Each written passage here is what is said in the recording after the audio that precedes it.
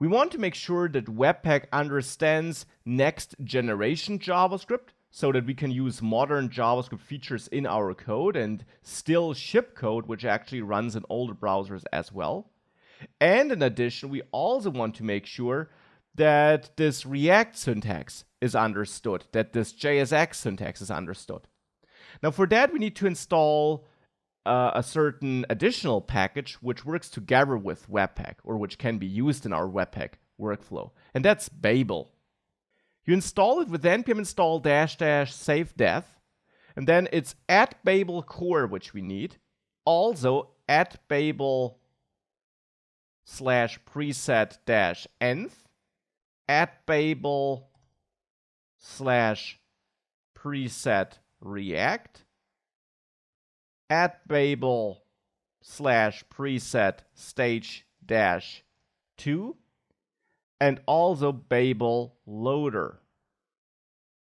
In addition, also at babel /plugin -proposal -class -properties. So a lot to write, and make sure you get them all written correctly. Typos do matter here.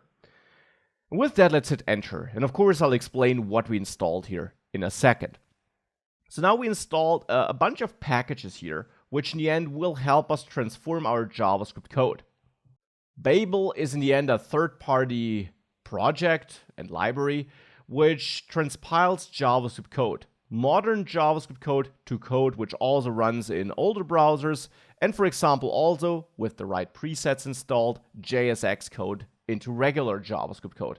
And that's why I installed all these presets. In the end, they tell Babel which features it understands and is able to compile.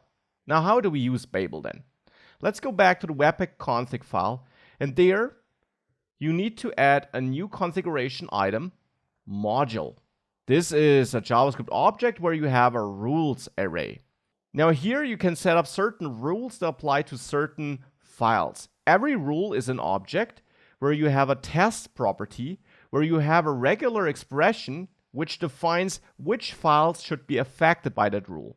And here I want to affect all files that end with .js. That's the regular expression for this. So any file ending with .js will be affected by this rule. So now that we know which files should be affected, we need to specify a so-called loader. This tells webpack which tool takes over for this file. And here I want to use babel loader, which is specified as a string. This is this babel loader package we installed here.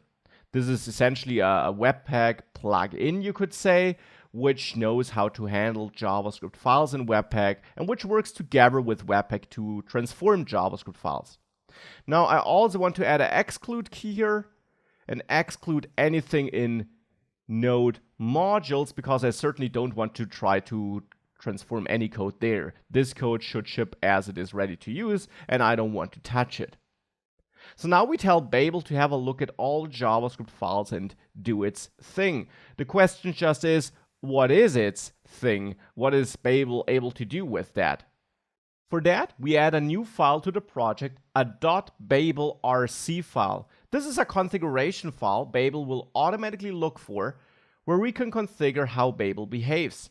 In there, we just write some JSON code. So we have wrapping curly braces, and then a presets key, which has to be wrapped by double quotes, not single quotes, not no quotes. It has to be double quotes, and this holds an array. Here you specify all the presets, the Babel presets you want to apply to your code. So here you define that Babel should handle JavaScript files. In babelrc, you define what Babel then does, or what it is capable of doing with these files. Now every preset itself is an array, so an array in the array, where you just have the preset name, for example, at babel /preset.env, and then the configuration for that preset. So here, for example, preset env defines that certain next-gen JavaScript features are compiled to old-gen JavaScript.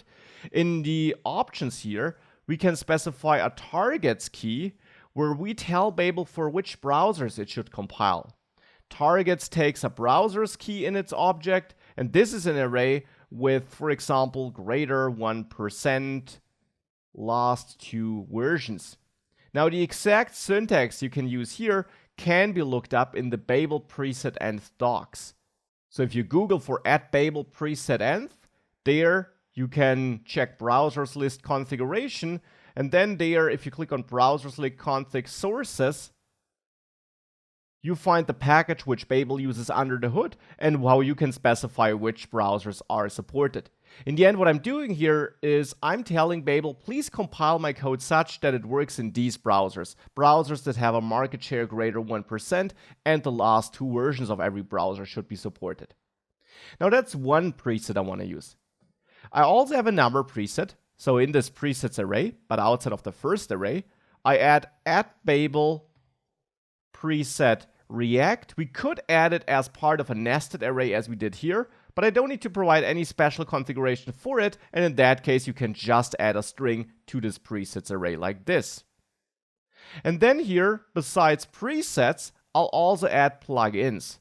Plugins allow you to add extra configuration or extra behavior, and there I have one plugin which I want to add @babel/plugin-proposal class-properties. This controls for which syntax Babel errors out or which syntax it supports. Here I want to support some JavaScript syntax which is in proposal stage at this moment and not officially supported yet. So with that, we configured Babel, and now Babel is capable of doing something with our JavaScript files. Unfortunately though, we're not done yet. There still is more we have to add in order to really build our project. Because, for example, I'm also importing from a CSS file. And in my component here, I also use CSS modules. So that also has to be supported. So let's continue with that.